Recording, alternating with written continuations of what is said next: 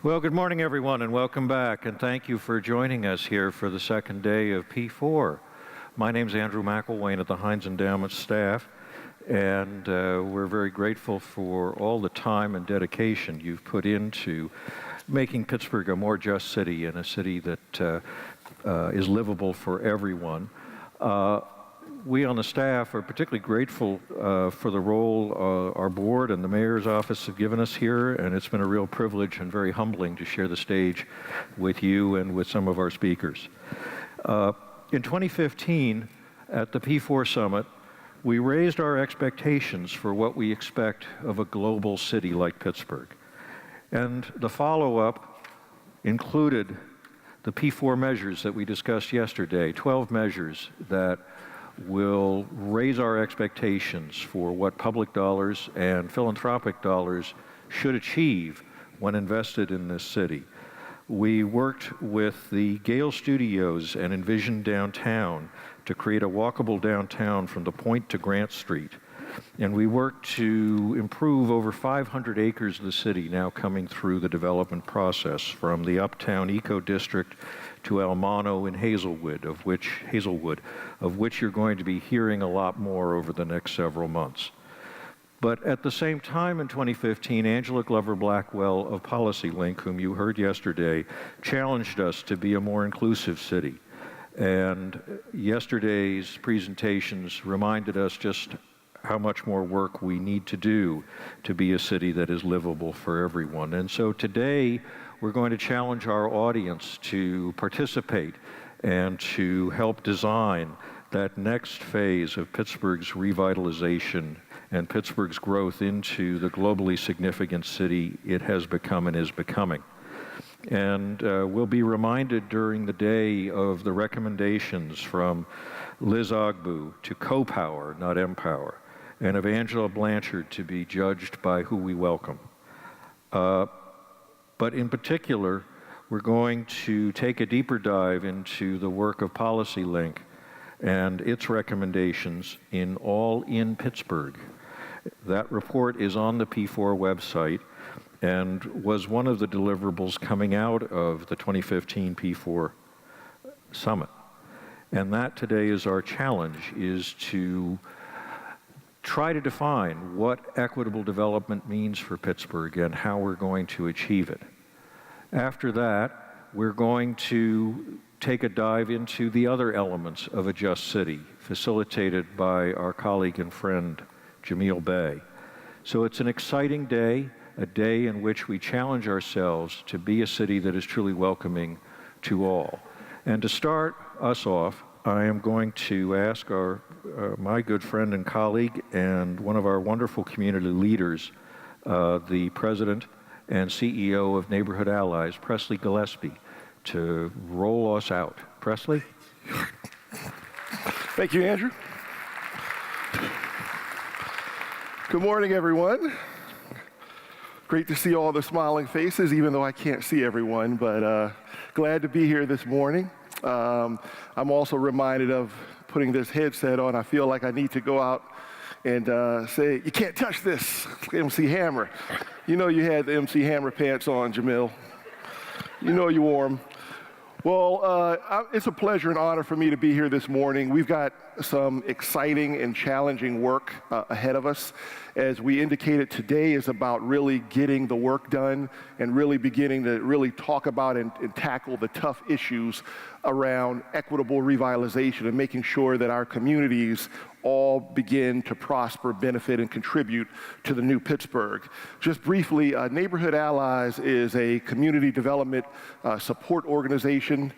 We support and really try to provide financial expertise, technical expertise to really rebuild our communities. So our mission is to support the people, partnerships, and organizations committed to maintaining and creating thriving neighborhoods. And that's really what this is all about. We know that the challenge of our time, literally, is how do we ensure that we lift up the people as we lift up the markets.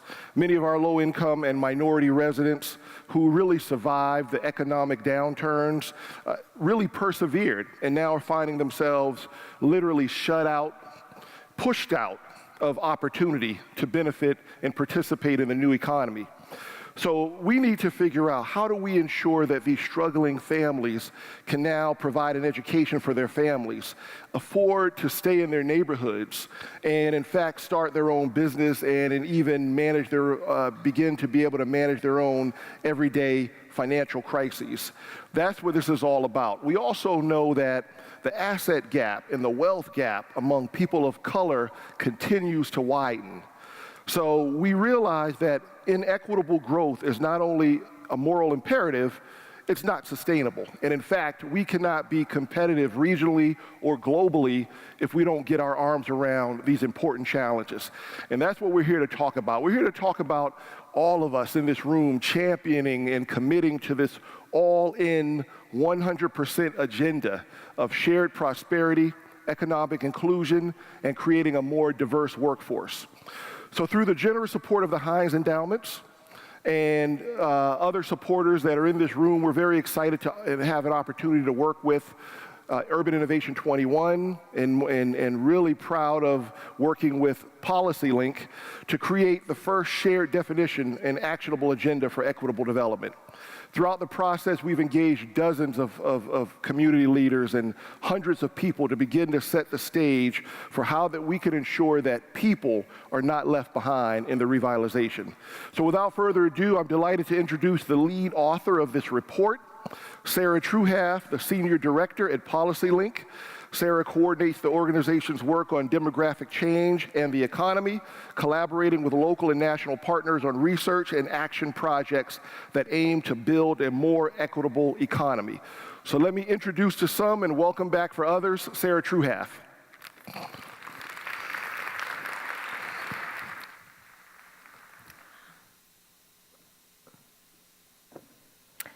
Hello, everyone. Thank you all for coming back today. It is really an honor to be here, and it's an honor and also a huge, tremendous responsibility to be doing this work. So I'm here, every time I come here, I am reminded about the importance of equitable development. So last month, when we released our report, I was reminded by my cab driver coming from the airport. He's a transport here from New York City. And he talked to me, I was telling him about our work, and he talked to me about the feeling in the Black community around development and feeling afraid of being displaced. And that was an important reality check. And then just last night, talking with a practitioner working in Homewood on community development, he was talking about how development here is so political. And putting forth this definition of equitable development and the strategy is a political act, and it's about community power. And so that is very important to set out. So we are so excited to be talking with you today about what we learned. I'm going to talk about our report, how we developed it, the process behind it, and what we found. And that is really to set you up for the conversations after the break about how to help us implement these recommendations and move forward. So first, about the process. This really began at the last P4 conference, where after Angela gave her talk, Presley and Bill Jenneret from Urban Innovation 21 found her and said, we really need PolicyLink to come here and to help us develop a strategy for equitable development. And with the support of the Heinz Endowments, we were able to engage in this process, as Presley said, engaging 200 some, many of you, hopefully in the audience, in the process of developing this definition, a shared definition of equitable development, and an agenda to move forward toward action. And that process included coming here to do a series of interviews. I'm going to talk about the findings from those interviews with key leaders, about 20 interviews we did, and then doing a series of interactive workshops to come up with a definition and an action strategy, the beginning of an action strategy. And also, I just wanted to say that there was a large delegation from Pittsburgh that came to the Equity Summit of 2,000 people in Los Angeles in October of last year. Could the folks from the delegation wave their hands? Yeah, right? So you're sprinkled throughout the audience, and they've been with us the whole time. So to talk about the interviews, the key themes that came out, I'm not going to touch on all of these. I just want to touch on 3. Everyone that we spoke to talked about the struggle of institutional and structural and individual racism, which we began the day with yesterday. It came out throughout the conversations, but we heard it over and over and again that this is really the key challenge to equitable growth and equitable development. The second key theme was really fragmentation. Pittsburgh has 90 neighborhoods, and people are organized around their neighborhoods, and there's a real hunger and desire for a regional and citywide approach that goes across neighborhoods, that unites people around a vision for the future, but yet is tailored to neighborhoods. And the third key theme that I wanted to share is around accountability. People talked about how there are a lot of policies that get put in place here, but there's not always monitoring, enforcement, and follow-through, that there really needs to be a focus on accountability. So those interviews informed us about what we needed to be thinking about as we developed an action agenda. But before we got there, we held a workshop to create a shared definition of equitable development, which you see here on the screen, and I'm going to go ahead and read it to you. But there were about 100 people that came together at the Kingsley Association and helped us to create this definition, something that we can all gather around, rally around, something that we want to see adopted by policymakers at the city level, at the county level, and we hope that you can use this in your work. So here it is. Equitable development is a positive development strategy to ensure everyone participates in and benefits from our region's economic transformation, especially the low-income residents, communities of color, immigrants, and others at risk of being left behind. It requires an intentional focus on eliminating racial inequities and barriers and making accountable and catalytic investments to ensure that lower wealth residents, 1, live in healthy, safe, opportunity-rich neighborhoods that reflect their culture and are not displaced from them. 2, connect to economic and ownership opportunities. And 3, have voice and influence in the decisions that shape their neighborhoods. So that is the definition that we put forth. And then we developed a strategy, an action agenda for making this the reality. And the action agenda covers these 5 components. I'm going to share a little bit about each of them. In your app, you have a link to the report so you can read more there. And you also have a one-pager. You should all have a one-pager at your table that summarizes the recommendations. So the first one is around raising the bar for new development.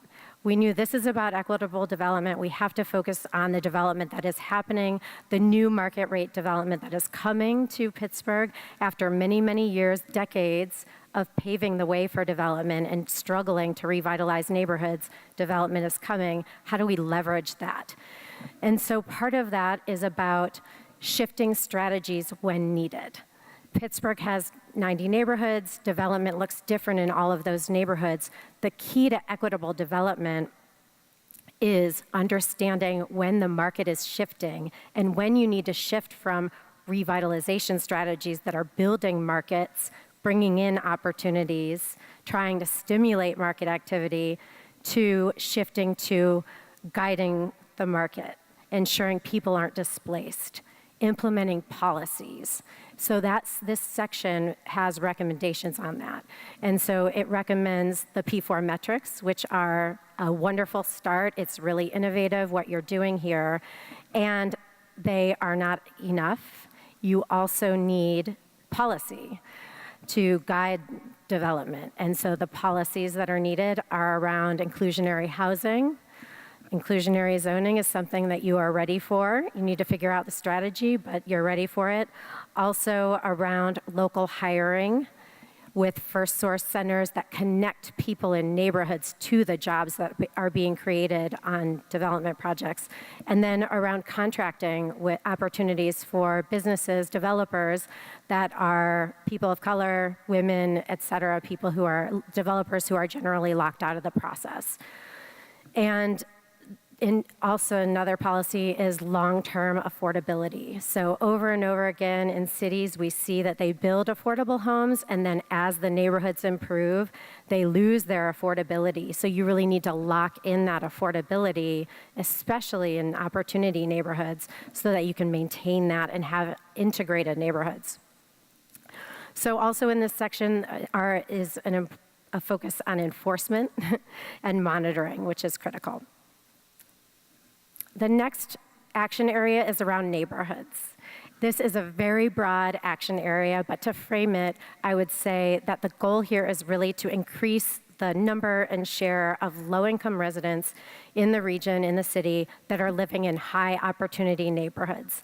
We know that neighborhoods affect your access to opportunity, your health, your ability to thrive and participate.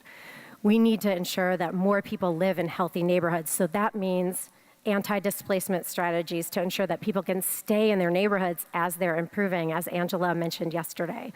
Also, it means building affordability into neighborhoods that are already thriving, that have transit access, that have access to healthy food and grocery stores that are already thriving. And then the third is around building affordability. And then the third is, more affordability throughout neighborhoods. Making opportunity investments in neighborhoods that are still distressed. So these recommendations are around neighborhoods, and then another strategy that we highlight is around building community ownership and power through a community land trust approach. There are budding efforts here around a community land trust in Lawrenceville. I just heard about another effort last night, and we need to amplify those efforts and think about a citywide or regional community land trust approach. And then two other strategies in this broad section that I wanted to mention are around community schools, anchors of communities, and then investing in arts and culture in changing neighborhoods, which Janera Solomon, who will be on our panel, will talk about more. But what we see in communities that are gentrifying is that if you invest in resident-owned arts and culture, resident-driven arts and culture, that can anchor those communities and maintain neighborhood identity. The next area of action is around economic opportunity. So we must recognize that development creates economic opportunities, but most people are working in other sectors of the economy, and we need to open up those sectors. We also need to ensure that those jobs are good jobs. And so the efforts here around economic justice are very vibrant and growing and expanding, and those are really important. And also we can think about other strategies around economic opportunity and inclusion, like the city has an inclusive innovation roadmap. And we've seen, and that is a great starting point, and we've seen in other places, like Portland, for example, they have integrated race-conscious strategies into their inclusive innovation strategies, and they are seeing results. So in Portland, they have a startup PDX fund, which funds new startups. And over the past 2 years, 60% of those founders have been Black and Latino. Because they took a race-conscious approach, they reached out to communities of color and shared the opportunities, and they had a target. So I think that embracing these race-targeted approaches race-conscious approaches will be productive in Pittsburgh as well. Also, one of the key themes from our interviews was that Pittsburgh is blessed with many strong anchor institutions. They are the drivers of your economic transformation. And in other communities, anchors are doing more to collaborate and to direct their purchasing power and their economic weight to inclusion. So if you look at Chicago and what the anchors are doing there, if you look at Cleveland and what the anchors are doing there, those are models that Pittsburgh can look to, and the anchors can do much more. We know that things are happening, and there's more that can happen there. The fourth area of action is focusing on institutions and how government and businesses can embed racial equity throughout their operations. So this might sound far-fetched, but this is happening in other places. And so you see here an example of it in Fairfax County, where we did an equitable growth profile. They recently adopted a One Fairfax resolution to embed equity throughout their policymaking and decision-making. There's a national network called the Government Alliance on Racial Equity. Pittsburgh can join that network, get support for training throughout its government entities and agencies, and move forward with adopting a racial equity and equity lens throughout its decision-making. The business community, we've also seen efforts throughout the country in terms of businesses really embracing this approach. We know here that the Allegheny Conference is promoting the Rooney Rule. That's terrific. That's a great start. And there's more that can be done as well. There are metrics that businesses can adopt to look at their practices, thinking about how do you embed within corporations, firms, the building blocks of the economy, an equity approach. And Sustainable Pittsburgh here and Idea Foundry, they are coming up with metric systems that your businesses can adopt to understand how they're doing on inclusion and do better.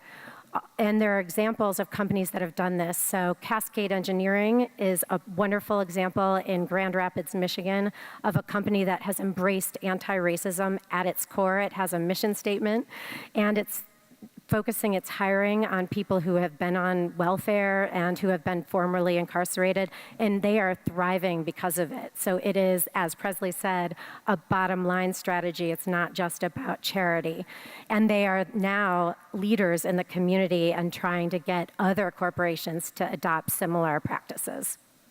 So a lot to learn from. The last and critical strategy and action area is around community power, voice, and capacity. This is a broad agenda. It doesn't even touch on everything that needs to happen, and it needs leadership. And it needs leadership from multiple sectors.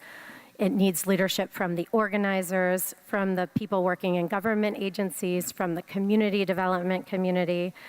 And so we want to move forward with developing that coalition for change and investing in it, and making dollars available, capital available for innovative strategies. And so that's a critical last strategy. Moving toward implementation. Today is our next step to share these strategies with you, get your feedback. We are working, PolicyLink, Urban Innovation 21, and Neighborhood Allies are working to prioritize among these action steps, what should we do now? What should we be working on in the coming year? And then we are also working on what is the structure for that collective action that is necessary. And as we're working on that, today's session will be helping us to develop those priorities. We will be reconvening those who are engaged. We will get you contact information so you can become a part of the core group and sharing those priorities with you. And so to be all in, we all need to be engaged. So I thank you for being a part of it and look forward to the discussion.